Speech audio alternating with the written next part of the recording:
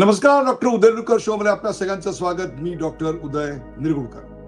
प्रेक्षको, एक अत्यंत महत्वाची घटना घडली ज्याची प्रतीक्षा बराच काळ भारतीय जनता पक्षाच्या कार्यकर्त्यांनी तसंच या देशातले जे पत्रकार आहेत, सामान्य जनता आहे, त्यांनी केली होती. आणि ती म्हणजे जानेवारी 20, 2020 साली जे पी नड्डा यांनी भारतीय जनता पक्षाचे अध्यक्ष म्हणून कार्यभार सांभाळला होता. त्यांचा कार्यकाल संपून आता बराच कालावधी लोटला होता. संसदेपासून इतरत्र देखील भाजप त्यांचा राष्ट्रीय अध्यक्ष कधी देणार आहे अशी कुत्सित टीका होत होती. आज त्या टीकेला पूर्णविराम मिळाला. याचं कारण कार्यकारी अध्यक्ष असलेले नितीन नबीन हे आता भारतीय जनता पक्षाचे अध्यक्ष म्हणून कामकाज पाहतील. त्यांची रीतसर नियुक्ती करण्यात आलेली आहे. त्या निवडीला अर्थातच कोणी आव्हान दिलं नाही, त्यामुळे ती नियुक्ती झाली असं मी म्हणतो. 45 वर्षाचे नितीन नबीन हे 5 वेळेला बिहारमधून आमदार राहिलेले आहेत आणि संघटनेचा जनता दल युनायटेड बरोबर गठबंधन घट्ट करण्याचा एक प्रदीर्घ अनुभव त्यांच्या पाठीशी आहे. परंतु ते जेव्हा अध्यक्षपदावर बसतायत तेव्हा त्यांच्या नियुक्तीतून भारतीय जनता पक्षाने काही संकेत दिलेले आहेत. त्याहीपेक्षा आव्हानांचा सामना त्यांना कोणत्या कोणत्या करावा लागणार आहे त्याचा आढावा घेणं अत्यंत महत्वाचं आहे. आणि सर्वात शेवटी म्हणजे त्यांनी जे 19 मिनिटाचं भाषण अध्यक्षपदी बसल्यानंतर केलं त्याचाही आपल्याला इथे सखोल असं विश्लेषण करावं लागणार आहे. सर्वप्रथम त्यांच्यासमोर कोणती आव्हानं आहेत हे आपण पाहणं गरजेचं आहे. यावर्षी भारतामध्ये पश्चिम बंगाल, केरळ, पुद्दुचेरी, तमिळनाडू आणि आसाम या राज्यांच्या निवडणुका आहेत. यातली 2 राज्य भारतीय जनता पक्षाकडे आहेत. त्यातल्या आसाममध्ये घुसखोरांचा प्रश्न पेटलेला आहे, तर तमिळनाडूमध्ये राष्ट्रीय प्रवाहाच्या विरोधातले विचार वारंवार प्रगट केले जात आहेत आणि तिथलं भारतीय जनता पक्षाचं संघटन अजून मजबूत व्हायचं आहे.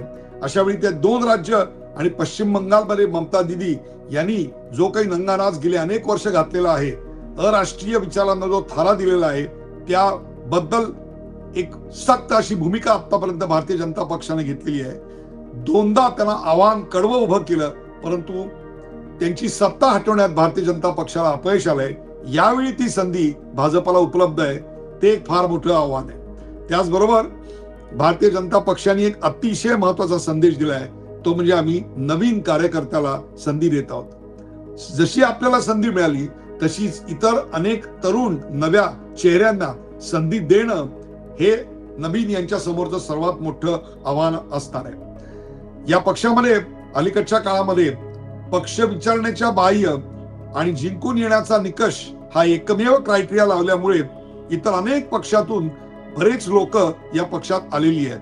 ते महत्वाच्या पदांवर निवडून देखील गेले आहेत. अशा वेळी भारतीय जनता पक्षाची जी मूळ आयडिओलॉजी आहे, संघाची विचारधारा आहे, पक्षाची ध्येय धोरण आहेत, त्याची नीतिमत्ता आहे, ही नीतिमत्ता त्यांच्यामध्ये उतरवण्याचं आणि त्यांच्या वर्तणुकीत बदल घडवण्याचं एक फार मोठं कार्य नितीन नबीन यांना करावं लागणार आहे.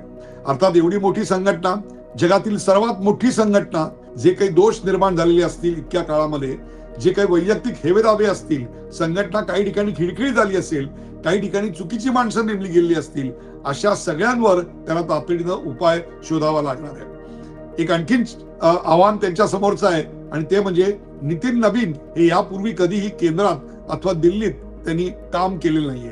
त्यामुळे त्या दिल्लीच्या दरबारी राजकारणाशी जुळवून घेणं, दिल्लीच्या हवामानाशी जुळवून घेणं आणि तिथून संपूर्ण देशाचा कारभार करणं हे देखील त्यांच्या समोरचं एक खूप मोठं आव्हान आहे. पुढच्या वर्षी आपल्या देशामध्ये डिलिमिटेशन आणि कास्ट सेन्सस या 2 गोष्टींची अंमलबजावणी होणार आहे. त्यावेळेला या देशामध्ये प्रचंड गदारोळ माजणार आहे. अशा वेळी पार्टीचं जे ऑर्गनायझेशन स्ट्रक्चर आहे, कार्यकर्ते आहेत, त्यातून या मागचा हेतू लोकांपर्यंत पोहोचवणे आणि सकारात्मक वातावरण निर्माण करणे अशा स्वरूपाचं एक मोठं आव्हान त्यांच्या समोर आहे. महिलांसाठी 33% आरक्षण हे विधेयक केंद्रानं पारित तर केलेलं आहे, पण त्याची अंमलबजावणी करण्याची आता वेळ आली आहे.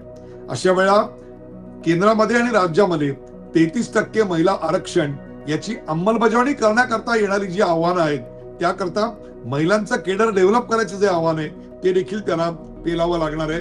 ही आता त्यांच्या समोरची मोठी आव्हान आहे. त्याचबरोबर नड्डा यांच्या कार्यकालामध्ये जो नड्डांचा इलेक्शन मधला सक्सेस रेट होता तो तब्बल 60% इतका होता.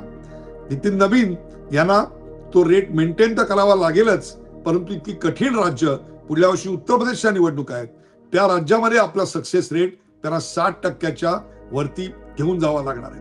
अलीकडच्या काळात आसाममध्ये एका भाषणामध्ये प्रधानमंत्र्यांनी देश का भरोसा बीजेपी पर है अशा प्रकारचं वक्तव्य केलेलं होतं. अशा वेळेला त्या भरोशाला आपलं ऑर्गनायझेशन स्ट्रक्चर खरं उतरेल याच्याकरता म्हणून प्रयत्न करण्याकरता त्यांना संघटनेला अधिक चुस्त करावा लागलेला आहे. त्यांची निवड ही काहीशी अनपेक्षित होती. ती ज्या व्यक्तींनी केली, आपल्यावर विश्वास टाकला, त्यांच्या विश्वासाला पात्र होण्याकरता म्हणून स्वतःला त्यांना आमूलाग्र बदल घडवावा लागणार आहे. अनेक राज्यांमध्ये बीजेपीची संयुक्त सरकार आहे. अशा वेळी जे आपला सहकारी पार्टनर इतर विचारांचा पक्ष आहे त्याच्याबरोबर जुळवून घेणं, त्यांच्याशी आपली विचारधारा समान ठेवत आपल्या पक्षाची वाढ करत त्यांना न दुखावता हे सगळं करणं, हे अलायन्स मॅनेजमेंटचं एक फार मोठं काम त्यांना करावं लागणार आहे. आणि त्याचबरोबर भारतीय जनता पक्षाकडे एक election winning machine and ever ready organisation म्हणून बघितलं जातं. त्यामुळे 2029च्या निवडणुका जणू काही तोंडावरच आहेत असं समजून त्यांना केरळपासून काश्मीर पर्यंत आणि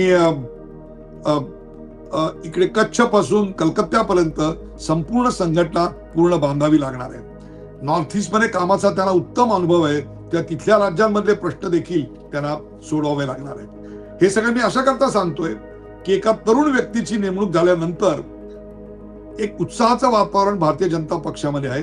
त्याचबरोबर एक संदेश गेलेला आहे आणि तो संदेश म्हणजे तरुणांना संधी मिळते. तरुणांना संधी मिळते याचं कारण कम अँड जॉईन पॉलिटिक्स हा प्रधानमंत्र्यांचा युवा वर्गाला उद्देशून केलेलं जे आव्हान होतं त्याचीच ही पुढची स्टेप आहे. त्यामुळे युवकांनी राजकारणात आलं पाहिजे. ज्यांच्या खानदानात राजकारणाची कुठली बॅकग्राऊंड नाही, कुठली पार्श्वभूमी नाही, अशा तरुणांनी आलं पाहिजे. अशा प्रकारचं आवाहन पंतप्रधान करत असताना नितीन नवीन यांची निवड ही अतिशय महत्वाची आहे.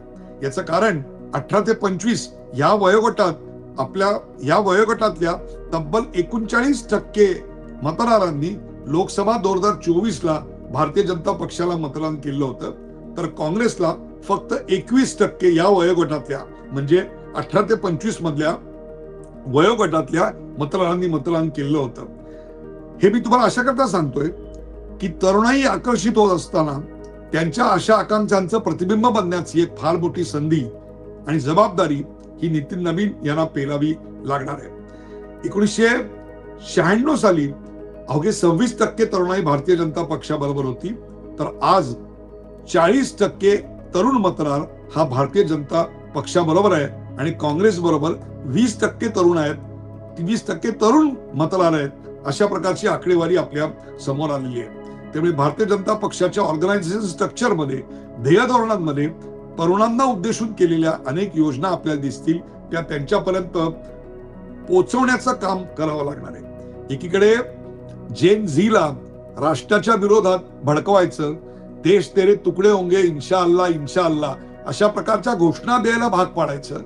चिकन नेक कापून या देशाच्या ईशान्येची राज्य बांगलादेशामध्ये सामील करून घेण्याच्या एका कटाचा भारतातला हस्तक असण्याविषयी त्यांना उद्युक्त करायचं. या देशाची राज्यघटना, पोलीस, शिक्षण, आरोग्य याविषयी कुठल्याही चांगल्या गोष्टी त्यांच्यापर्यंत पोहोचून द्यायच्या नाहीत. नितीन नवीन यांच्यासारख्या एका कुठलीही पार्श्वभूमी तशी राजकारणाची नसणाऱ्या एका व्यक्तीला इथे नेमलं जातंय. त्यांच्या मागे कुठलंही खानदान नाहीये. त्यामुळे ही एक भारतीय जनता पक्षामधली सुद्धा जनरेशन शिफ्ट आहे. याचं कारण त्यांच्या बरोबर काम करणारे, मग ते BL संतोष असतील किंवा विनोद तावडे असतील, हे सर्व त्यांच्यापेक्षा किमान 15 ते 20 वर्षांनी अधिक वरिष्ठ आहेत. पुढच्या काही दिवसामध्ये ते काय स्टेप्स घेतात हे बघावं लागेल.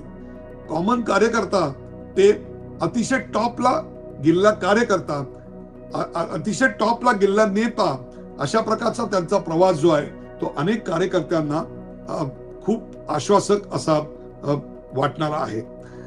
हे भारतीय जनता पक्षामध्ये आत्ता होत आहे असं नाही. हरियाणामध्ये नायब सैनी यांची नेमणूक झाली, त्यांचं वय 55 आहे आणि त्यांनी हरियाणामध्ये विधानसभेमध्ये किती चमत्कार घडवला आपण पाहतो. देवेंद्र फडणवीस यांच्याकडे भाजपच्या महाराष्ट्राची कमान आहे आणि त्यात त्यांनी काय चमत्कार घडवला, अगदी आत्ताच्या महापालिका निवडणुकात काय चमत्कार घडवला आणि ट्रिपल इंजिनचं सरकार कसं आणलं हे देखील आपण पाहिले. हे दोघंही त्यांच्या राज्यातल्या निवडणुकांमधले धुरंधर आहेत. दिल्लीमध्ये रेखा गुप्ता 51 वर्षाच्या आहेत, हर्ष संघवी 45 वर्षाचे आहेत आणि यांच्या समोर जे आहेत ते राहुल गांधी, ज्यांना लोकसभेची एकही निवडणूक जिंकता आली नाही आणि जवळपास 90हून अधिक राज्यांमधल्या निवडणुकांमध्ये सातत्यानं गेली 15 वर्ष त्यांना हार पत्करावी लागली, तरी पक्षाचे हायकमांड म्हणून त्यांच्याकडे पाहिलं जातं. तिकडे 80 वर्षाचे खरगे लादले जातात आणि सचिन पायलटला, अशोक गेहलोत यांच्यासारख्या वयोवृद्धासमोर घुटणे टेकावे लागतात आणि आपल्या आशा, आकांक्षा आणि स्वाभिमान यांना मुरळ घालावी लागते. अनेकदा फेल्युअर झालेला नेता एकीकडे, तर संधी मिळालेला, कुठली पार्श्वभूमी नसलेला, कौटुंबिक कुठलाही वलय नसलेला नेता देशातल्या सर्वात मोठ्या, जगातल्या सर्वात मोठ्या राजकीय पक्षाच्या टॉपला जातो. ही जेवढी अतर्क्य अशी वाटणारी संधी आहे ना, तेवढीच हे जबाबदारीचं ओझं अत्यंत मोठं आहे. एकीकडे जेन झी याच्यावरून खूप मोठं वातावरण देशात पेटलेलं असताना पेटवण्याचे प्रकार इतरत्र म्हणजे बांगलादेश, नेपाळ आणि श्रीलंका यात यशस्वी होत असताना जेन झीच्या आशा आकांक्षांचं प्रतीक बनण्याची एक फार मोठी संधी आणि जबाबदारी आहे. त्यातल्या राज्यांमधल्या ज्या निवडणुका आहेत त्यातल्या तमिळनाडू आणि पुद्दुचेरी याच्यामध्ये त्यांनी आत्ताच दौरे केलेले आहेत आणि त्यामधला त्यांचा जो परफॉर्मन्स आहे तो अतिशय आश्वासक आहे. नितीन नबीन हे स्वतः अतिशय कष्टाळू, दीर्घोद्योगी आणि एक लो प्रोफाईल अशा स्वरूपाचे कार्यकर्ते आहेत. त्यामुळे एकीकडे मल्लिकार्जुन खरगे यांचं गांधी कुटुंबासमोर सरेंडर होणं आणि त्याच वेळेला नितीन नबीन यांच्या पक्ष कार्यालयात दिल्लीला येण्याच्या मुहूर्ताला, अध्यक्ष बनण्याच्या मुहूर्ताला नितीन गडकरी असतील, अमित शहा असतील, नरेंद्र मोदी दस्तूरखुद्द पंतप्रधान, हे सर्व माजी अध्यक्ष त्यांच्याकरता त्यांच्या आधी उपलब्ध होणं आणि प्रत्येकाने त्यांचा सत्कार करणं ही गोष्ट फार फार महत्वाची आहे आणि एक वेगळा संदेश देणारी आहे. त्यांच्या पहिल्या भाषणामध्येच नितीन नबीन यांनी एक अत्यंत आश्वासक आणि जोशपूर्ण अशा स्वरूपाचं भाषण केलं. आपल्या पूर्वसुरीच्या अध्यक्षांचा सन्मान ठेवत त्यांनी त्यांच्या प्रत्येकाच्या कार्याची नोंद इथे आवर्जून घेतली. अनेक सरकारी योजनांचा गौरव करायला ते विसरले नाही, तर अनेकदा त्यांनी मोदींचं यशस्वी नेतृत्वाबद्दल, सबका साथ सबका विकास या सर्वस्पर्शी अशा योजनांबद्दल आवर्जून स्वागत केलं. सर्वात महत्वाचं म्हणजे आज सत्ता हे साध्य बनलेलं असताना, सत्ता हे साधन आहे आणि मी प्रथमच्या ऐवजी राष्ट्र प्रथम, पक्ष नंतर आणि त्यानंतर आपण या भारतीय जनता पक्षाच्या मूळ विचारधारेचं स्मरण त्यांनी लोकांना करून दिलं. एक सकारात्मक राजनीती आपण केली पाहिजे याचं त्यांनी आपल्या 19 मिनिटाच्या भाषणात वारंवार स्मरण करून दिलं. त्यामुळे राजकारण हा कुठलाही 100 मीटर स्प्रिंट असा प्रकार नाही, तर तो दीर्घ पल्ल्याची स्टॅमिना आणि पेशन्सची शर्यत आहे. याचं स्मरण करून देणाऱ्या नितीन नबीन यांच्याकडून पुढच्या कार्यकालात विरोधकांना नामोहरम करण्याचं, चांगल्या कार्यकर्त्यांना न्याय देण्याचं आणि भारतीय जनता पक्ष ए पार्टी विथ डिफरन्स हे प्रत्यक्षात अनुभूतीत आणण्याचं एक महान कार्य त्यांच्यातून घडो अशा त्यांना शुभेच्छा. हा कार्यक्रम आपल्याला कसा वाटला ते आम्हाला जरूर कळवा. लाईक करा, फॉलो करा, शेअर करा, पाहायला विसरू नका. Doctor Uday Nirgudkar show.